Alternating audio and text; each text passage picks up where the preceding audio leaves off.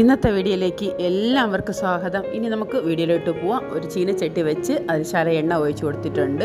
2 spoon മല്ലിപ്പൊടിയും 1.5 spoon മുളക് പൊടി ഇട്ട് കൊടുക്കാം. എരിയെല്ലാം നിങ്ങളുടെ ആവശ്യാനുസരണമാണ്. ഇതിനെ ഇനി നല്ലതുപോലെ ഒന്ന് വറുത്തെടുക്കണം. അതിൻ്റെ കൂടി തന്നെ നമുക്ക് ഇഞ്ചിയും വെളുത്തുള്ളിയും കൂടി ചതച്ചത് കൂടി ഇട്ട് കൊടുക്കാം. ഇത് നല്ലതായിട്ടൊന്നും ഇഞ്ചിയും വെളുത്തുള്ളിയും ചവന്ന് വരേണ്ട ആവശ്യമില്ല. ചെറിയ രീതിയിലുള്ളത് മതി.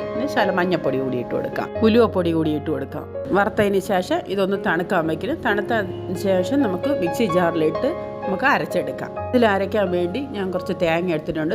ഇത്രയും തേങ്ങയുടെ ആവശ്യമൊന്നുമില്ല, കുറച്ച് തേങ്ങ എടുക്കുകയുള്ളൂ. ഞാൻ ഇതെടുത്ത് കായ്ച്ചതേ ഉള്ളൂ. കുറച്ച് ഉള്ളിയും എടുത്തിട്ടുണ്ട്, ചെറിയ ഉള്ളിയാണ്. ഇത് രണ്ടും കൂടി ഒരുമിച്ചാണ് അരച്ചെടുക്കേണ്ടത്. നമ്മൾ നേരത്തെ വറുത്ത് വെച്ചിട്ടുള്ള മല്ലിയും മുളകും ഇഞ്ചിയും വെളുത്തുള്ളിയാണ്. അതിൻ്റെ കൂടി തന്നെ കുറച്ച് ഉള്ളിയും കൂടി ഇട്ട് പുളിയും കൂടി, ഞാൻ പുളി അരച്ചാണ് എടുക്കണം. നിങ്ങൾക്ക് പുളി പിഴിഞ്ഞെടുക്കാമെന്നുണ്ടെങ്കിൽ അത് കണക്കാക്കി എടുത്താൽ മതി. പിന്നെ എല്ലാം കൂടി ഒന്ന് നമുക്ക് അരച്ചെടുക്കാം. അരച്ചെടുത്ത അരപ്പിന് ഇതിലേക്ക് ഒഴിച്ചിട്ടുണ്ട്. ഇതിലേക്ക് ആവശ്യത്തിന് വെള്ളവും കൂടി ഒഴിച്ചു കൊടുത്ത് തേങ്ങ അരച്ചതും കൂടി ഒഴിച്ചു കൊടുത്ത് നമുക്ക് ഉപ്പും കൂടി ഇട്ട് കലക്കിയെടുക്കാം. ഇത് കലക്കിയെടുത്തിട്ടുണ്ട്. ഇതിനെ ഇനി നമുക്ക് മീനിലോട്ട് ഒഴിച്ചു കൊടുക്കാം. കുറച്ച് അയല മീനാണ് ഞാൻ എടുത്തിട്ടുള്ളത്. ഇതിലേക്ക് മാങ്ങയും പച്ചമുളകും കൂടി ഇട്ട് കൊടുക്കാം. മാങ്ങ ഇത്തിരി കട്ടിയായിട്ട് അരിഞ്ഞെടുക്കണം, അല്ലാന്നുണ്ടെങ്കിൽ അത് തിളയ്ക്കുമ്പോൾ കലങ്ങി പോകും.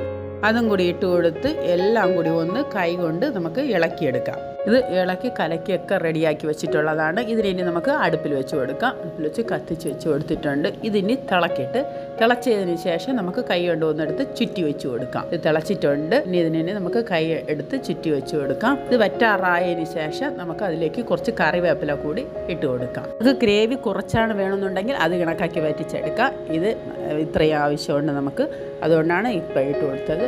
നല്ലൊരു മീൻ കറിയാണ്. എല്ലാവരും ഒന്ന് ചെയ്ത് നോക്കുക. ഇനി അടുത്ത വീഡിയോയിലേക്ക് കാണാം. Bye bye.